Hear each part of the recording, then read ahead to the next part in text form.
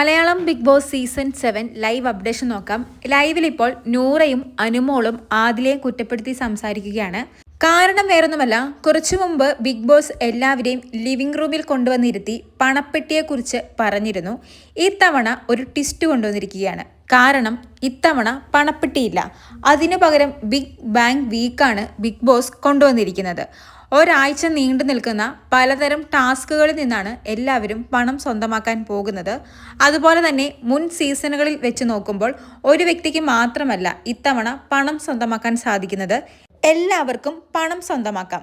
ഈ ഒരു അനൗൺസ്മെന്റ് കേട്ടതോടെ ചങ്ക് തകർന്നിരിക്കുകയായിരുന്നു ആദില.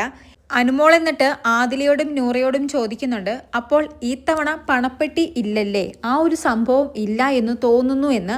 ഉടനെ നൂറ പറയുന്നു, ആദിലയുടെ പ്ലാനിങ് കാരണമായിരിക്കും ചിലപ്പോൾ ബിഗ് ബോസ് പണപ്പെട്ടി വയ്ക്കാതിരുന്നത്. ഉടനെ സാബുമാനം പറയുന്നുണ്ട്, അത് ശരിയാ, നിങ്ങൾ എപ്പോഴും പ്ലാനിങ് ആയിരുന്നല്ലോ, ചിലപ്പോൾ നിങ്ങളുടെ പ്ലാനിങ് കാരണമായിരിക്കും ഇങ്ങനെ ആക്കിയത്. അപ്പോഴും സങ്കടപ്പെട്ടിരിക്കുകയാണ് ആദില. എന്നിട്ട് ആദില പറയുന്നുണ്ട്, പിന്നെ ഞാൻ മാത്രമാണല്ലോ ഇവിടെ പ്ലാനിങ് നടത്തിയത്, വേറെ ആരൊക്കെ പ്ലാൻ ചെയ്തിട്ടുണ്ടാവും. ഉടനെ നൂറ പറയുന്നുണ്ട്, മോളല്ലാതെ ഇവിടെ വേറെ ആരും ഇത്രയും പ്ലാൻ ചെയ്തില്ല.